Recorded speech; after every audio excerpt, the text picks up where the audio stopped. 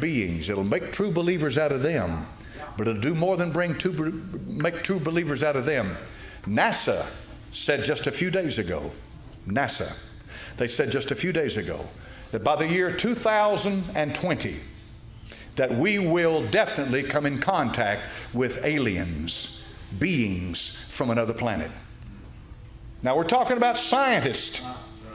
We're talking about Darwin's crowd. We're talking about the crowd that threw the Bible out and said it's old, archaic, anachronistic. It doesn't belong today. We're talking about that bunch. We're too smart for the Bible. We're scientists. Yet this crowd is saying that in just a few years that they're going to know that they're going to come in contact with alien beings. I thought to myself, my.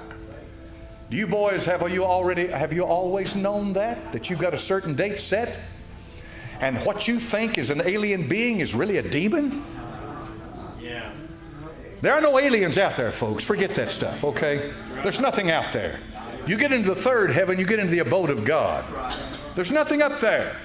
All these UFOs, spacecraft, flying saucers, all this stuff, that's all demonic. It's real, but it's demonic. It's not real like we understand reality, but it's really real. It's demonic. I see a great deception beginning to develop.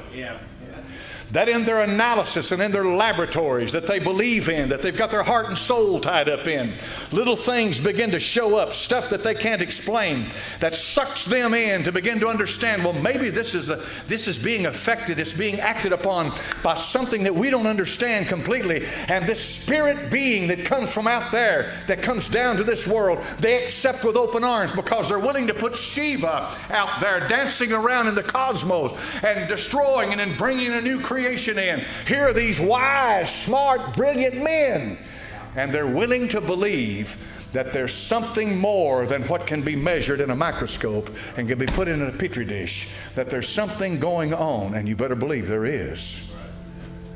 There's something going on. Now, in the spirit world that I just preached to you about, you can see that. Now, what about the physical world? Let's go back to Hawking for a minute. He said, remember, he's an atheist. He doesn't believe in spirits.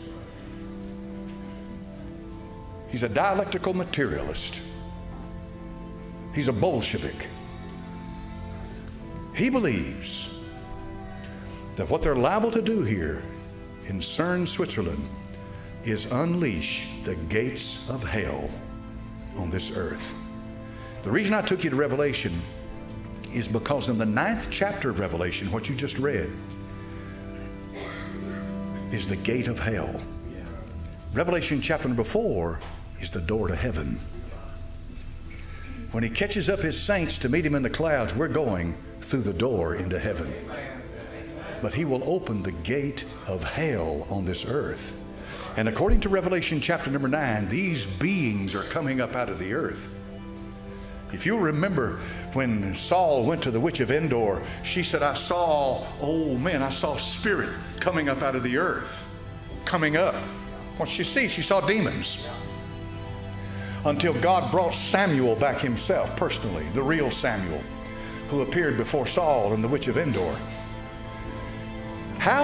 What would be a greater ruse than to use their science and their technology to suck them in